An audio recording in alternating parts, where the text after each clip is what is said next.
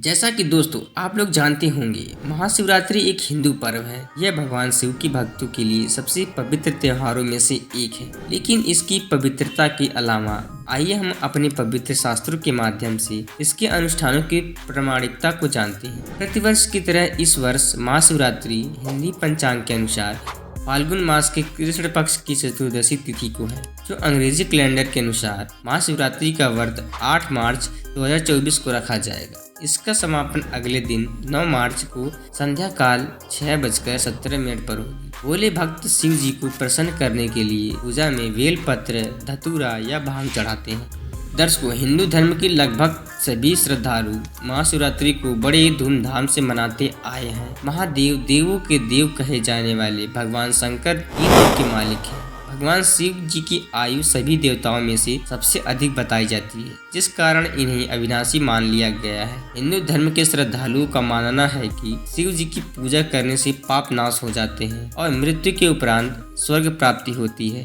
शिवरात्रि पर शिव जी के लिए व्रत रखने से मोक्ष मिलता है और यह केवल श्रद्धालुओं की श्रद्धा है, परंतु वास्तविकता कुछ और है, जिसका भेद जगत गुरु तत्वदर्शी संत रामपाल जी महाराज जी ने अपने सत्संग प्रवचनों में दिया है। दर्शकों, संत रामपाल जी महाराज जी ने हमारे सभी सदग्रंथों से बताया है, शिवरात्रि मनाना व शिव पर की गई सभी धार्मिक व अन्य क्रियाएं शास्त्र विरुद्ध होने से व्यर्थ है और इन सभी को हम लाख बार भी क्यों ना कर ले, परंतु भगवान शिव को प्रसन्न नहीं कर सकते। भगवान शिव जी से लाभ प्राप्त करने के लिए उनकी शास्त्र अनुकूल साधना करनी होगी और तभी साधना रूपी परिश्रम का फल हमें प्राप्त होगा। भगवान शिव जी की स्थिति से हिंदू समाज के बहुत कम लोग परिचित हैं। विचारणी है कि कौन पूर्ण परमेश्वर है, जिसकी शरण में स्वयं गीता ज्ञानदाता अर्जुन को जाने को कह रहा है। अध्याय 18 के श्लोक 62 व 66 में कहता है, शास्त्र अनुकूल भक्ति मोक्षदायक है। इसके विपरीत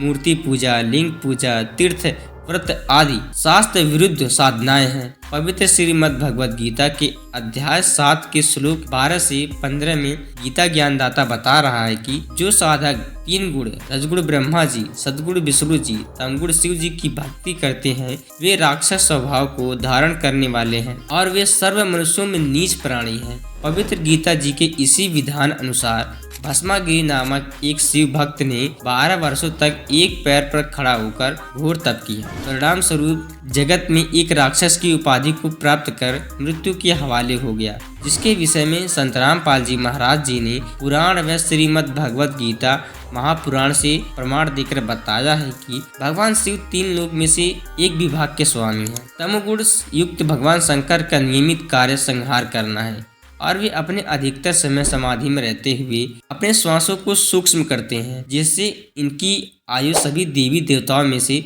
सबसे अधिक है। 3 लोक के भगवान होने के बावजूद भगवान शिव पूर्ण परमात्मा नहीं है। यह अजर अमर अविनाशी नहीं है। इनका भी जन्म और मृत्यु होता है। सबसे लंबी आयु वाले भगवान शिव की दीर्घ आयु का राज उनका समाधि लगाकर श्वासों को सूक्ष्म करना है। श्रीमद् भगवद देवी महापुराण के 3 स्कंद में कृष्ण 123 पर संत रामपाल जी महाराज जी ने प्रमाणित करके दिखाया है कि भगवान शिव जन्म व मृत्यु में है। वे स्वयं स्वीकार कर रहे हैं कि उनकी उत्पत्ति माता दुर्गा से हुई है और वे अविनाशी नहीं है। इससे स्पष्ट होता है कि भगवान शिव जी पूर्ण परमात्मा नहीं है। शिवरात्रि वाले दिन अधिकतर लोग व्रत रखते हैं और व्रत को लेकर भी संत रामपाल जी महाराज जी ने गीता जी से प्रमाण दिया है। श्रीमद् भगवद गीता अध्याय 6 के 12वें श्लोक में पूरी तरह से स्पष्ट है कि जो बिल्कुल नहीं खाते यानी कि व्रत रखते हैं और जो अधिक खाने वाले हों उनका मोक्ष संभव नहीं है। जब गीता जी में ही व्रत रखना मना किया गया है, तो जो लोग व्रत रखते हैं वे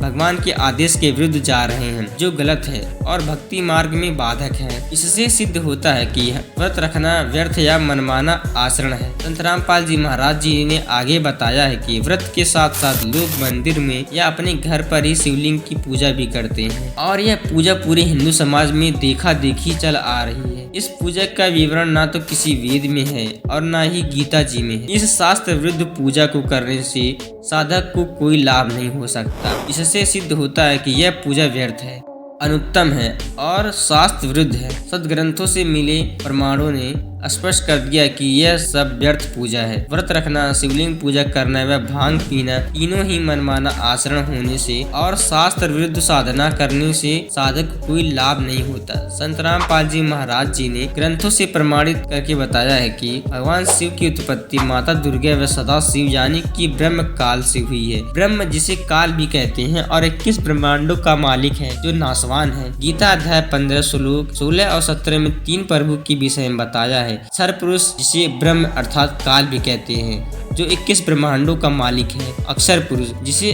अक्षर ब्रह्म अर्थात परब्रह्म भी कहते हैं। ये 7 संख्य ब्रह्मांडों का मालिक है और यह दोनों ही नाशवान प्रभु बताए हैं। और तीसरा परम अक्षर ब्रह्म जो कि कुल का मालिक है, असंख्य ब्रह्मांडों का मालिक है और सारी सृष्टि का रचनहार है। वह अविनाशी भगवान है। इससे स्पष्ट हुआ कि भगवान शिव पूर्ण परमात्मा नहीं है। उनसे ऊपर ब्रह्म, पर ब्रह्म और परम अक्षर ब्रह्म है। सर ब्रह्म वह अक्षर ब्रह्म नाशवान प्रभु है और परम अक्षर ब्रह्म ही सुप्रीम गॉड है और उसका नाम कबीर है। जगत गुरु तत्वदर्शी संत रामपाल जी महाराज जी ने सभी धर्मों के सदग्रंथों से पूर्व ही प्रमाणित कर दिया है कि बनारस के काशी में प्रकट हुए दूल्हा कबीर के नाम से जाना जाने वाला एक गरीब व्यक्ति वास्तव में असंख्य ब्रह्मांड का मालिक है, पूर्ण ब्रह्म है जो हर युग में एक आम व्यक्ति की लीला करते हुए तत्व ज्ञान का प्रचार करते हैं। जिस प्रभु की भक्ति स्वयं भगवान शिव भी करते हैं, उसकी भक्ति करने से ही हमें संपूर्ण लाभ होगा। तो आप सभी से निवेदन है कि पूर्ण परमात्मा कबीर साहब जी व पूर्ण संत सदगुरु संत रामपाल जी महाराज जी के शरण में आने से आपको वो सही भक्ति विधि प्राप्त होगी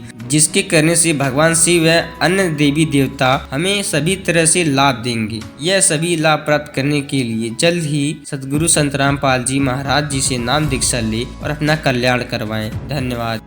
ये अनमोल ज्ञान जगत गुरु तत्वदर्शी संत रामपाल जी महाराज के सत्संगों का अंश मात्र है। संपूर्ण आध्यात्मिक ज्ञान के लिए सुनिए संत रामपाल जी महाराज के मंगल प्रवचन।